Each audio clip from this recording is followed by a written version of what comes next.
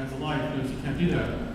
You can only do it when you're, it's a very special thing, you can only do it at certain times, and only certain people can do. So, where are we? We're in a difficult place, but I like the introduction. I think there is hope, and I'm deeply hopeful in my book.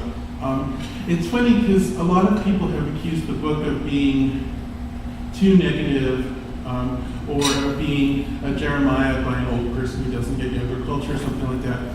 But it's just the opposite.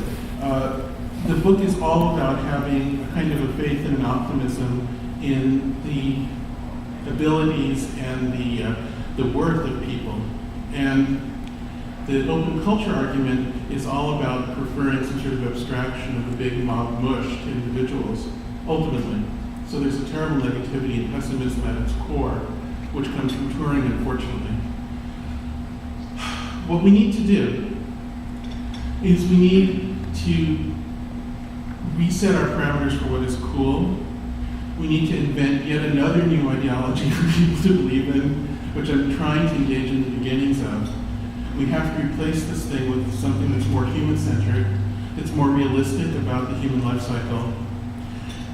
We need musicians to survive and thrive with dignity, because the only kind of long-term future that's a beautiful one for people in general is not one in which the good life is planned out by some Marxist. It's not one in which only a small number of people become immortal like Kurzweil wants to be, according to H.G. Wells' scenario. It's not one where we all become sort of weirdly depressed and alienated as in the Ian Forster story. Instead, it has to be one in which we make our living by selling our hopes and dreams to each other and reinventing ourselves eternally, taking charge of our machines to eternally solve the problems of the previous generation of machines, which will always be there, and live better and more dignified and more beautiful lives as real people.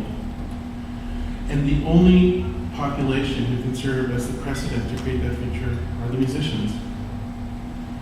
So we all, technologists, musicians, lawyers, cultural leaders, have to imagine this new future for musicians in order for everyone to enjoy it. I can't claim to have a full picture of it to present to you, but I hope this is at least a tiny bit of a start. So thank you.